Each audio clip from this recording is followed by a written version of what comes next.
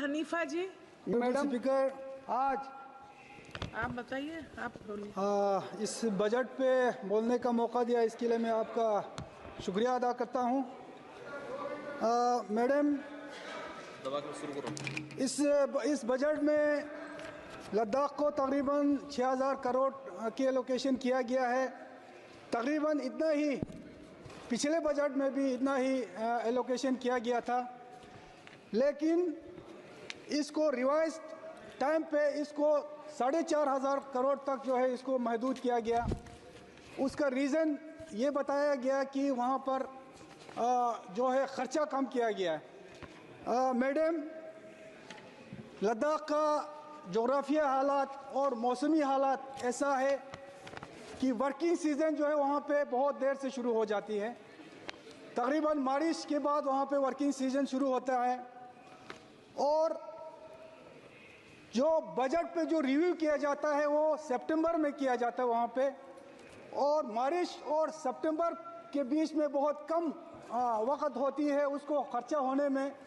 Billing procedure जो है वो तैयार नहीं होती है सितंबर तक, तो रिव्यू के वक्त जो है वो एक्सपेंडिचर जो है वो सामने नहीं आती।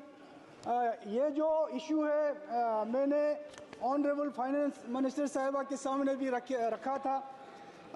तो इसमें जो रिव्यू है जो सितंबर में रिव्यू किया जाता है, उसको अगर नवंबर दिसंबर में अगर लद्दाख में रिव्यू किया जाए तो दिसंबर तक जो है बिलिंग प्रोसीजर जो है वो पूरा कंप्लीट होती है, और पूरी तरह जो एक्सपेंडिचर जो है वो सामने आ जाती है। तो उसकी बेस पे, क्योंकि एक्सपेंडिचर की बेस पे जो है वो 6000 करोड़ जो अनाउंस होता है उसको रिवाइज करके जो है वो उस रकम को कम किया जाता है। अगर दिसंबर में अगर ये रिव्यू किया जाए उस वक़्त पूरी तरह जो है लद्दाख का जो एक्सपेंडिचर है वो सामने आ जाता है, तो पूरा जो बजट अनाउंस होता है वो मुकम्मल तौर पे वो वहाँ पे खर्च किया जाएगा। दूसरा, इसके अलावा मैडम, लद्दाख में लद्दाख ऑटोनोमस हिल डेवलपमेंट काउंसिल है, जो एक वाहिद संस्था है, वाहिद एक सेटअप है जहाँ पे ग्रास रूट लेवल से आवाम के चुने हुए नुमाइंदे जो है उस काउंसिल में आके ग्रास रूट लेवल का जो है प्लान वहाँ पे तैयार किया जाता है।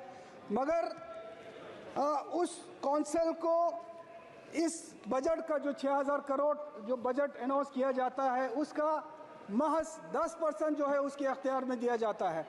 तो हमारी डिमांड है कि ऑटोनोमस हिल डेवलपमेंट काउंसिल को कम से कम 40 से 50% जो बजट है उसकी उनके अख्तियार में दिया जाए। और काउंसिल एक्ट में हम यहाँ पे पिछले बार जब जम्मू कश्मीर की रीऑर्गेनाइजेशन जो बिल लाया गया था उस वक़्त ऑनरेबल होम मिनिस्टर साहब ने यहाँ पे वादा किया था कि ऑटोनोमस हिल डेवलपमेंट काउंसिल का जो पावर है उसको एम्पावर किया जाएगा, उसको घटाया नहीं जाएगा।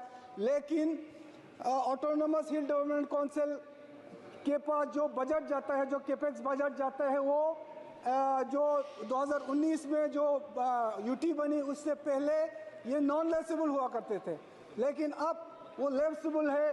तो हिल काउंसिल को तकरीबन 40-50% इस बजट का उनको दे के उसको नॉन लेसेबल बनाया जाए।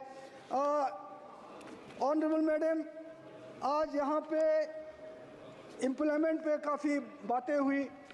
यहाँ पे कहा गया है कि ये जो बजट है ये एम्प्लॉयमेंट सेंट्रिक बजट है, लेकिन आज लद्दाख में अगर सबसे बड़ा चैलेंज है, सबसे बड़ा मसला है, सबसे बड़ा परेशानी है तो वो बेरोज़गारी की है।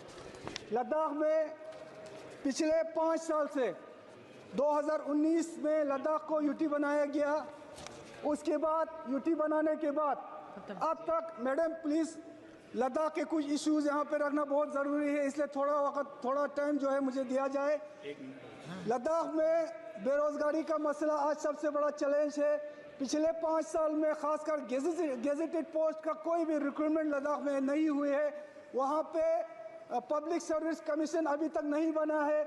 Jammu Kashmir public commission service commission के साथ पहले था, यूटी बनी, वहाँ से अलग हुई। पब्लिक सर्विस कमीशन अभी तक नहीं बनी, रिक्रूटमेंट रूल अभी नहीं बन रही है।